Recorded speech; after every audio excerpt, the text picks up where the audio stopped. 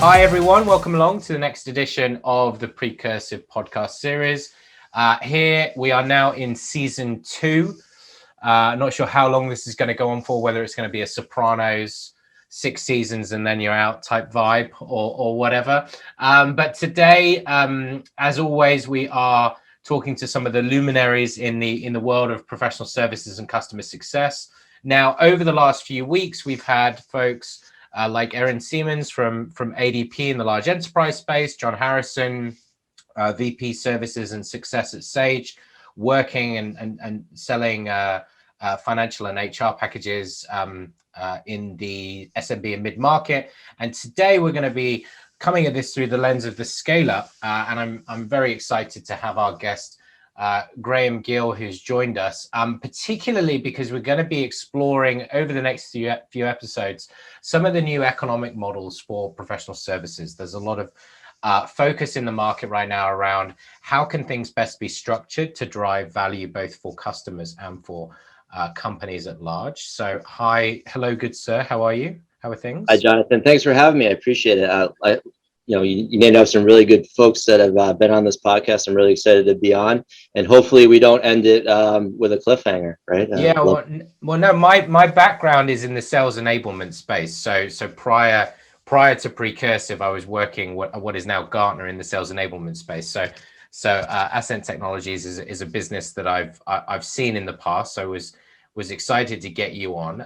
So maybe if we could just kick off with, could you give us a little bit about yourself and your role, and then I always call it the checkered history of the guests that come on the show. Yes, well, we'll start with the current, and then we'll get into the checkered past. So currently, I run everything post-sales at Ascent Technologies. We're looking to bring marketers and sales folks together. So I'm responsible for implementation, support, training, customer success, and this new phenomenon I'm bringing to the organization of professional services. The checkered past, I've never woken up and said I want to be a doctor, a lawyer, or a firefighter. All great professions, but I have sort of this meandering desire to learn more. Started as a project manager, got into product, was building what I thought were really exciting products that were falling flat in the marketplace. So then I'm like, what am I missing? And that's where it brought me to product marketing and eventually customer success. So I really have, I'm a geek at heart, sit on the tech side, also sit on the business side. And I really try to model my organizations to be able to fill both sides of the equation. Yeah, I think that cross-functional perspective is something that I was, really interested to talk to you about, because some people have kind of grown up in their career through one function, whereas you've worked cross-discipline, which I think allows you to probably appreciate the worlds of the people that sit either side of you. So definitely excited to explore that. And then, given it's interesting because Ascent also, you're bringing together the worlds of sales and marketing. And I think there's this movement in the market of the worlds of professional services and customer success coming together. So maybe you can perhaps touch upon how that mix of experience has really shaped how you think about building professional services organization where you are at the moment. Yeah, I think if you take a step back and you think about where the concept of MarTech was maybe 7-10 years ago, where you were bringing marketing and IT leaders, and there was this great divide of like, how do we bring folks together to share a budget, to share a common goal, to share a understanding that there was a problem that we were trying to solve. That led me to really spend a lot of time dissecting and understanding the work that goes into bringing software into organizations, right? I think it's not just you sell a SaaS subscription and everything's up and running, right? So when you're bringing marketing leaders together and sales leaders together, they're really trying to solve the same problem, but they don't necessarily know how to go about it, right? So step back into 2020 when marketing teams were cut, sales teams were cut, customer success teams were cut with the pandemic. And wouldn't it be great to understand why sales needs this collateral, right? They're asking marketers to really go about it. They're saying rebrand, reshape it. And what I started to notice was that folks weren't understanding why they were being asked that. Well, the reality is, wouldn't it be great to see where collateral is being used to drive pipeline, to create won deals? And so there was this other type of work that was going on outside of just a SaaS software solution. And I really took what I've done in the past. The play that I really love to do is I love to look at the work that's being asked upon an organization and figure out, is there a way to monetize that in a sort of an annualized fashion? And really, we went through this whole process of looking at the work we were doing for our current clients, as well as what the prospects were. And the light went on, hey, this is really a need to carve out a professional services group again. Okay, cool. Very interesting. And you know, one of the things, we're all working in a very different environment to even, I mean, for you, you basically started right when the pandemic kicked off, I think, right? I did. In your current role. I did. I spent 2 weeks on the ground meeting my team, and then flew home on March the 13th of 2020, and have not been back to see the team in person since. Right, we're all distributed across the globe. Yeah. So in that new remote reality, how has the last year shaped how you and your team approach work internally and with your customers? I think it was a learning process, right? Because when you have so little time, right? So I've hired folks on, I've exited people out of the organization, and when you have that meetup, and when you're together in person, you can really talk about where the strategy is going. So I was really building rapport amongst my teammates, amongst my peers, while they were trying to figure out how are they going to get their computers set up at home, where are their kids going to do schoolwork. So it was an added layer of complexity to sort of the onboarding process, right? So imagine bringing people in, interviewing folks during that, and saying, hey, you know, we have this vision that's short term, right? We got to block and tackle, but we also have this immediate growth opportunity and need. Oh, and by the way, we're trying to figure it all out at the same time with what's going on in the world. So it was very difficult, but it really did shape the future of our organization, as well as the way our team works and interacts with clients, right? The empathy had to be there, and organizations that figured that out sooner rather than later really were elastic and were allowed to grow and sort of shapeshift as their portfolio customers did the same. Yep. Yeah, I think the empathy thing has been a consistent thing that was super. It was something that was extremely kind of popular to focus on and think about, like right when things were kicking off. It's almost like it is the new normal now to be more empathetic, I think, for people in their lives, which is great. Have you seen, you know, what would you describe as some of the challenges and the opportunities that this has thrown up? Because I think talking to many of your peers, the remote environment really tests some of your processes, both in terms of how you work internally and also with the customer. What are some of the things that you guys have experienced? Yeah, that's a great question. So here's the reality, right? When you bring new leaders into an organization, there's a thought that we need to change things, or we need to expand or grow. And so if you ask me how the last year went, I'd say it's not how I expected, but in a good way, right? Because you really have to learn on the fly. I had to bring folks into this ever evolving organization, like I mentioned earlier, as well as try to figure out how do we stand up new thoughts, new way of doing business. And quite honestly, I do think that it happened quicker, even though it was delayed, because of the pandemic, because we were now forced to survive, right, as people, as an organization, as a department. So I really learned that you know, empathy, everyone says, oh, you have to be more empathetic to your customers, to your team. That should be a given no matter what. And I think that really highlighted it. But what it did teach me is, in the team is, you know, timelines are going to shift, right? So if you're looking at predictable revenue, if you're looking at about, you know, X amount of folks in the pipeline equates to now you have to start your hiring process. It really taught me in the organization that you need to be a little bit more flexible, because you can't always be predictive, right? So selling software that helps sales leaders being predictive, I think was really an interesting conundrum that we got into.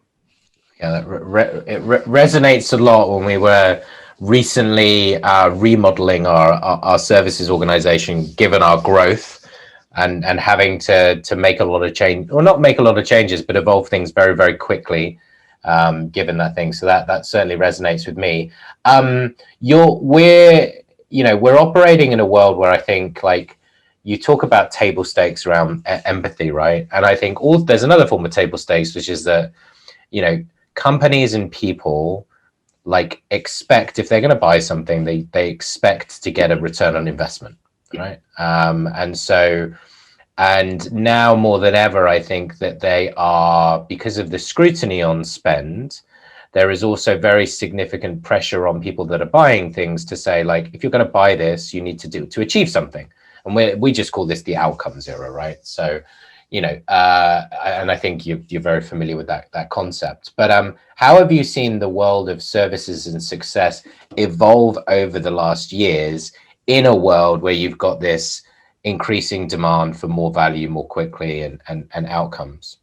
Yeah, I think I'll break it down into two different, because I think about it differently given if it's pre or post sale. Mm-hmm. I certainly see the scrutiny that you talk about on the pre-sale side, right? The sales cycles are elongated. There's more scrutiny around, what do we need this tool or service? Is it going to bring us value? Is it worth putting a project team together in this day and age to sort of launch is the appetite there? I look at on the pre-sale side. On the post-sale side, I think there was a lot of scrutiny early on to slow budgets down, hold, retain, keep dollars in the back pocket, because we didn't know where this world was going to go, right? Fast forward, almost exactly a year, I am starting to see those delayed projects, those delayed thoughts come back out. I'm seeing money being put on the table, but there still is that vetting process inside of organizations of, do we need to do this? How quickly are we going to see value along this project or expansion? And so I do see a lot of scrutiny and almost like, it almost feels like, so I'm OCD on certain things, right? Like, did I turn the coffee maker on? And I know the coffee maker is off. So I know that we're going to go ahead with this project, but I'm still checking, like, is everything okay? And I see a lot of that, kind of a corny analogy, but I do see organizations kind of double checking it and making sure that everything is good to go, so that when they commit, that they're ready to execute. Yeah, it happens post-contract now, I think, actually, even after people have signed contracts. I hear it a lot now, where there's even this sort of layer of scrutiny post. It's like, guys, we've actually signed a contract. It's like, well, we still want to make sure that we're all on the same page. So no, that's fair. And so the sorts of dynamics then that are impacting your organization, what types of trends you're seeing? The scrutiny, right? Faster time to value. Although, is that because you're working in the world of sales and marketing, right? So that enablement, that being able to deliver a better experience during sales activities is part and parcel, I would imagine, of what you guys sell. So how is there a lot, like, are there more metrics around it, for example, in terms of how companies are measuring the success of the investments with you guys? What are some of the things that you are seeing in services and customer success in terms of how companies are measuring that success of their investments? It's actually interesting. So there are more metrics. They're not where I thought they would be, right? Like time to dollar, value, and all that fun stuff. I'm actually seeing it on the human capital side. Yep. So how much additional time is Jonathan going to have to give to this? How much more is Graham going to have to be involved? And I think what that is doing is looking at everything that's on our plates, or the project team's plates, and trying to figure out, is it worth it to jump this project to the head of the class? So I don't know how you equate that from a metrics perspective, because I think each organization looks at it differently, but there really is that look at the human aspect of it. What are folks going to have on their plates, and is that going to pull away from other projects or other day jobs that they have? So we see a lot of that. We've brought in some project management tools, just because I think it's necessary to continue to show daily the impact of delays, right? So if it's a project that's must have, there's a crunch on Jonathan's time. We need to make sure that he's focusing on that. So that kind of metric has come into play, like the time aspect.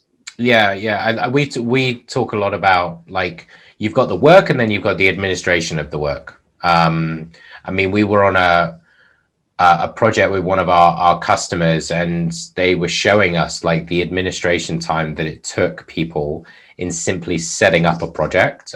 They sell quite a complex software solution, and there would probably be maybe up to 15 people internally in their organization working on it. So there was like hours and hours of administration and actually just setting it up to even begin. So that totally resonates. I think if you go back though, would you say that in times gone by, I think that's really interesting, because in times gone by, maybe people found it less compelling to say, oh, well, I'll save you 3 hours, right? But I think nowadays, actually, because of all of the pressure we're on, that's actually quite a different dynamic. Like, if you can save me that time, that's really, really valuable. I think it's maybe considered more valuable now. What are your thoughts on that? Yeah, it's interesting. I use the concept of collateral damage, right? In the past, we would undertake projects, whether in our personal lives or whether it was, at work, and the administrative burden would be collateral damage. You knew that you'd have to have those daily meetings, or you'd have to have those bi-weekly project meetings. And I now think that is actually playing into that time factor that we just talked about. And I certainly, I've canceled one-on-ones because I know that half hour is really important to a team member, right? We can catch up whenever if the sky is falling, but some of those meetings, time is at such a premium right now across multiple organizations. I don't know a lot about your implementations, but we have a couple where we have actually 4 parties involved. Right. And we're trying to pull off some really innovative stuff. But think about what 4 project groups means meeting once, twice a week, right? The administrative collateral damage around that is immense, right? So you have to think about those type of things in this day and age. And I think it really plays into the mental health aspect, right? Like just meeting after meeting and deadlines. It really is something that I think organizations are starting to think about. We're certainly at Accent looking at that when we're laying out implementation plans. We're certainly trying to space out some of those meetings, because we've found that giving people more breath has allowed a project to actually get implemented quicker. Yeah. Right. So if I can spread out something over 3 weeks, I'm going to be more successful than if I try to cram it into 2 weeks. Even though it will be implemented quicker, the collateral damage will actually push it further out. Yeah. I like the idea. Well, I'm a big fan of like just really simple symbolism, and I think that collateral damage is something that would resonate with people. It's quite a meaningful image. It's kind of like that. I would always talk about it in terms of like, you remember that cartoon with the Tasmanian devil, right? Yes.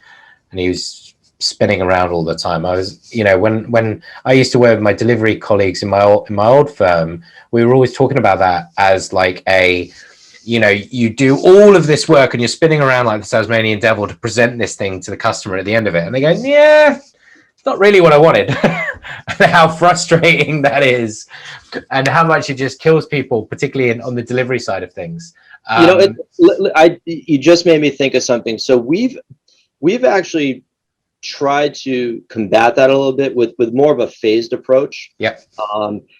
Because if we used to try to do whatever, 15 things, I think clients, prospects, they want to see that it's digestible, right? They want to see that, go back to what the value, how quickly can I get value? So we've actually put a phased approach into our implementation, and we actually sell that way now as well, right? So we talk about the grand vision of bringing sales and marketing together, but we also want to make sure that we're not scaring folks away, right? So we talk about very digestible, measurable, actionable, hands-on keyboard with our software in a phased approach, and that really has started to resonate. Yeah, it's that sense making as well, isn't it? That an organization, like you say, has the ability to digest the change in incremental pieces and then can acknowledge the return, right? I think sometimes companies are really trying to, there's always this conversation about how murky it is sometimes to define the value. And I think part of the reason is that you're trying to do too much in that initial period. So your point around the sequencing of it, I think, is very valid. And that leads us on to, I think you talk about the positioning of that in pre-sales. I'd like to turn to the economics really of the world of services, because you're in a VC-backed organization at the moment, right? And you've worked in some organizations of that ilk in the past. I mean, we're not VC-backed, but we're private equity-backed. So we talk about fiscal responsibility within the organization. So want to unpack, a couple of things here, for example, because you and I have talked previously to this a little bit about the economics of services and really how these things can be packaged. And you've got this concept around really creating something which becomes almost self-sustaining for the organization. Can you tell us a little bit about what you're doing there and what some of the beliefs are that underpin this? Yeah, sure, definitely. So I really think that, right, so in a VC-backed world, it's all about checking the box for a SaaS subscription if you're in the SaaS world, right? And you never want to have this large bulk of services. But what I realized a couple organizations ago was there was tremendous value in the work we were providing to these clients, right? It's the old consulting model, right? It doesn't matter if you get the SaaS subscription first and then you consult on it, or if you consult first, then you lead to the SaaS subscription. But what I realized in Accent, we were doing a lot of work for our clients that was sort of outside of either customer success or implementation. And the idea that I have and the model that I've run before is how can we be self-sufficient, right? How is it okay to have your software implementation as well as this professional services or consulting group? And the model that I really love and I've had success with is carving out 1 or 2 times hours and proving that this is something that could be renewable, right? So whether you're doing above and beyond, or you're doing outside work, or you're doing some consulting, or whatever that work is for a client, can you turn that into, and I'll air quote it, a service package, something that can be renewable, and that can be undefined at the time. But the idea is if you can cut that out and you can rinse and repeat that 1, 2, 3 times, that's renewable dollars that you can then invest back in and then carve out a services group. It almost becomes self-sustaining and self-funding. In previous worlds, we did it at scale, right? So we actually were able to fund, I think it ended up being 5 or 6 professional services resources from that model. Right. And then what happens is that becomes an additional add-on services that shows that you're an SME in the space, and it allows you to be agnostic to Accent products or anything. And you actually get into these organizations, and it really can become your land and expand model as well. Yeah, that's very interesting. It's also very pertinent. I mean, so we're a software company that operates in the Salesforce ecosystem. So our customers use Salesforce, and typically we serve people either like upper end of SMB, mid-market, or enterprise. Now, across those segments, what you sometimes have is like a lack of available expertise around the Salesforce platform in-house with the customer. So we have we call it a managed service offering, which is a services as a service wrapper where we'll do that type of work that you've described. And then we're also looking now at rolling out these success as a service packages as well, which is a bundling of support, PS, and advice. So super interesting. Let me ask you this then. So in your world, you're working with a lot of enterprise companies, I believe, mid-market and enterprise? That's correct. Do you think that there's a particular like size of company where this works best in your experience, like on the customer side? Can you do this in SMB, for example? I think you can in certain instances, but what's your I don't know if it would be advantageous to do it at that level. I do think that there's a certain size of an organization. I think there's certain industries. I think there's is the industry chaotic? Is there a lot of acquisitions? Are organizations really focused on a specific skill set? So I do think like the model that you're running, where it's supplementary skills, right? That you can then, you almost become part of their organization. And again, the idea is we want to make our customers look like superstars, right? Yep. And this is another way of doing it. And I think if you can show that value, it certainly, pays off. I think it's certainly enterprises are used to that, right? If you think about the old days of standing up physical hardware, and then you'd have a service package, right? And in your world, you're starting with a bucket of hours, which is what I did back at Ghost Street, right? It was, buy 20 hours a month and convert that or whatever it is. And then you kind of figure out where you want to go.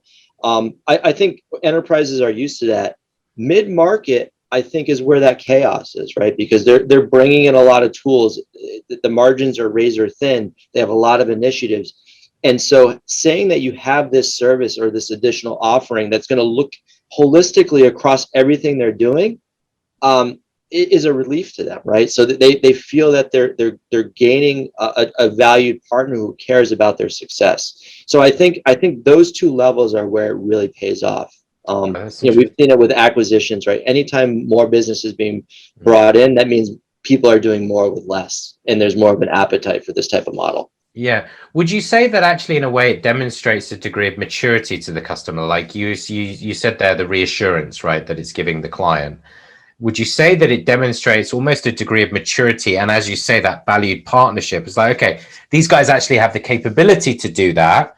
That's quite reassuring for me as a prospective client. Is there some degree of truth in that?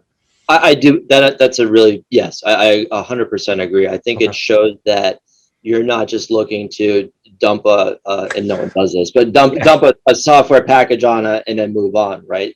But it does, as a vendor, it's a commitment, right? You can't go half in with this, right? You can't say for one client I'm going to be a trusted advisor and then never come back to them, or not really stand behind that. So I think there is, going back to the scrutiny concept, people do, when they're evaluating vendors, that they check, right? They reference check, like, oh, were they able to help you get through some sort of initiative, right? So it's, you have to go all in with the model, or it doesn't work. Yeah. Okay. And then, so for people that are looking at exploring this, and I've talked to a couple of folks very recently who've rolled out this success as a service model and some packaging, some call it bundling. How does one start with it? What is if you were to give some guidance on where do you start, how to think about it, what would be like the 101, as it were? That's interesting. I don't think, in my experience, there hasn't been a single, like, okay, like, we're going to do this because it makes sense. There's a bunch of different things. You can look at value of contract, like the size of the contract. You can start getting metrics around, asks and requests. So our organization's capturing that information. So I'll tell you about something that we did early on at Accent in the first month. One of my CSMs was coming to me and she was telling me, I'm doing a lot of extra stuff for client XYZ. Are you recording that? What is that? Help me understand. We started, we put that into Jira. We started using our ticketing system, and it was very clear that it was above and beyond. It was extra work that required development. It was analysis, right? So I started to put it into different buckets, and that's really how it always has started for me. I know other folks have kind of said this is always a model that we want to get to. For me, coming new into Accent, it was really, let me understand the type of work that you feel is outside of the norm of what a CSM would do. Then we just turned it into hours, right? The highest level is you're buying a bucket of hours. We refine that now, and now we understand what those hours can get you as level 2. Moving forward, I think with the service bundling, or I like how you put it, as a service, you'll be able to pick almost like different packages, right? Which is what we've done in the past. So you refine it from just sort of a spreadsheet, a collection, to now we can actually talk about that at the business development side. You can purchase the software, and oh, by the way, we have this services group, and here's what offered, and you can kind of understand where you're going in your organization and pick from those packages. Okay, fascinating. I think this is a super interesting topic. I think in a way it can be quite controversial, right? Because you bleed into this, charging for CS model, which is either gospel or heresy, depending on like some people that you talk to, right? Do you go and sort of test the water with customers about it? How do you conduct that research element of it? So I actually like to brand it something different, right? Okay. So in Accent, we call it Accent Labs, right? Now, Okay. if it's the same resources and an additional one, it's a separate team. So I try to, from the start, as I start to position the concept, I keep it separate from, say, customer success, or separate from support. And I think if you start talking, answering your question from before, advice, always talk about it separately, right? Because if they'll start saying, well, isn't that something that should be done by the CSM? But once you start putting it into buckets and you talk about it as a separate offering, I think you get away from that controversy, right? And the self-funding model shows you that you're bringing additional resources in to staff that specifically, right? So you're not robbing from one side to really pay for the other. Okay. And I think that is critical for success. When it's the same people and you can't tell on a call if it's a CS engagement or if it's a services engagement, you're probably destined for some pushback. Okay. Okay. All right. Very interesting. So if I just play that back to you, so in effect, to really make this work, you would need to have, in an ideal situation, a team, CS and services, that is dedicated to this stuff that the customer wouldn't necessarily interact with in standard CS or support. Is that Conceptually, yes. Now yeah. that doesn't mean that you can't pinch hit and play on the services team, right? Yeah. Because you know the customer, you have some additional knowledge, but you need to be very clear, even from a meeting scheduling perspective, that this is about the engagement, right? Yeah. So that there's no question that preparation for those interactions is focused solely on the project at hand or the services at hand versus the pulse of the relationship, which is the CSM side of it. And so, out of curiosity, then, is this something where you've sort of taken this and then pitched this back to the VC, or had to justify this to the VC as like why we're doing this, or give me more budget, or give me more part of the capital investment, and I can do XYZ with it? Or I'm just curious to know how much of this kind of filters back into that VC conversation, because it would almost certainly sit in the forecasting model, right? You would have all of the economics laid out there in your planning and your budgeting, for example.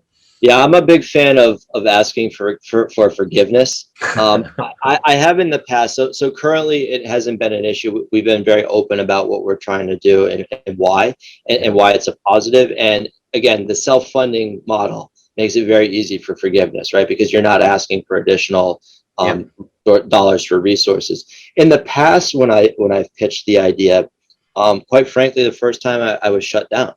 I want SaaS subscriptions was ultimately the highest level of the answer. And we then softened, we made the pitch that if, like, let's say that we cap this at X%, I think it ended up becoming like $250,000 of services or something. Yep. Fine. Anything bigger, then I have to worry about it. But what we did is we got to that level, and then we started to drive subscriptions around that model. And so then it was like, oh, okay, this could be something that could drive overall expansion growth opportunities in our organization. And again, 10 years ago, probably harder than now. I think it's more of an accepted model. I think a lot of folks, when they found organizations, they think about that earlier, as opposed to a bolt-on where it was many years ago. Okay, cool. I mean, you're talking about it now, right? I mean, you're seeing the value.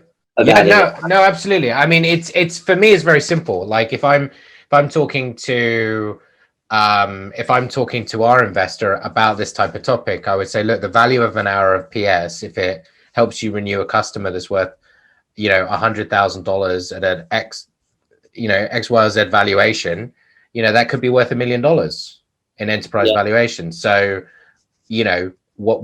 what else do you want to talk about? Kind of thing. I mean, it doesn't always, I mean, that's not always going to fly, but I think it's that the philosophy is starting to change in that, PS was traditionally seen as just potentially just a driver of, a certain level of revenue and a certain expected margin.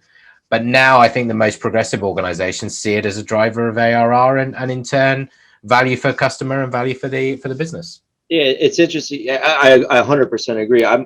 One of my friends is working on something, and they know they want to get to this concept at some point. And we actually went through some of their contracts, and he was asking, like, how do I start to carve this out? They actually had a line item in some of their contracts that talked about, additional development hours were at like $250 an hour or something. And so like that was already baked into the contract. So imagine if you could highlight that the amount of work that you're doing for a client times, in their case, 250. Okay, let's say that was $75,000 a year, right? If you were to justify it, how about we save for $45,000 a year? This is just annual, and you get this type of work. So I think people are starting to look for ways to start this model if they're not already thinking about it, right? Whether it's going back to contracts and seeing if they can justify, or if they're launching an organization saying, this is something that I could see as a real growth driver. Cool. All right. I mean, I really enjoyed the conversation. So here's kind of like maybe final question. And we didn't plan this. And for those listening along, of course, we always plan the questions. That's how we have such great conversations on podcasts. But here's kind of like a final thing for you, because you've seen these different departments, right? You've worked in sales, you've worked in technical, you've worked in products, you've worked in PS, you've worked in CS, and you've got this cross-functional perspective. What can professional services teams and CS teams do why is getting that perspective so valuable, and how could people go about getting that if they're not getting the exposure on it that they perhaps would want? Why is it so helpful to have that cross-discipline, cross-functional perspective? I think, again, let's talk about the empathy thing one more time, right? I understand where sales leaders are struggling. I understand what's going on outside of just the one-on-one conversation we're having. I think it's super important to understand where people are coming from, even internally, right? Understand the plight of a project manager or a product manager, right? When you're coming and asking for things to be left on the left in blue, understand that they have some real structural things that they're working on. Many years ago, it was job hopping, or it was whatever. And I think we're starting to see more folks trying to expand and understand other roles in organizations. And those folks that are doing that are really becoming leaders in the space. I mean, look at the customer success community, right? There's so many folks with varied backgrounds. It's just not account management anymore. And I think that you're seeing chief customer officers, chief revenue officers, CEOs, operating officers, all coming from very diverse backgrounds, because those are the teams and organizations that they're going to lead in the future. So I would encourage folks to try to understand the plight of the other person across the table from them. Wonderful. Thank you, Graham. Really enjoyed the conversation. Lots of awesome takeaways. I think your very lucid explanation around really how to think about how to create an organization that's creating value for customers in a repeatable and scalable way, which in a business like ours, this is scale up is fascinating to me. But also, I think just, I mean, for me, a few of the takeaways was this idea of like, this augmentation of a customer's capability by using an external success as a service, service as a service, whatever the packaging or nomenclature is going to be there, is actually really reassuring for the customer, because it's creating an extension of their capability, and probably very likely allowing them to focus on higher value efforts internally that maybe they would have less time for.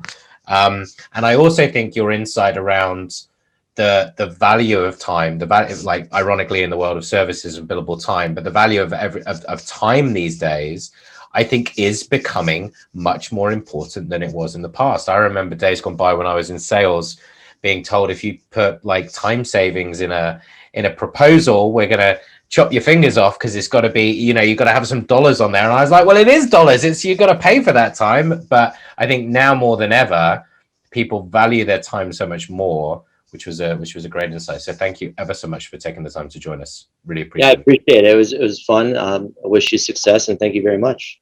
And I think for those, this isn't a visual podcast, but Graham is the winner of the champion beard for you, and I think Richard Cardwell from Emphasis from the folks I've spoken to have the best beards so far. That's good to hear. I'm in good company. Awesome. Thanks, Graham. Cheers. Thank you. Bye.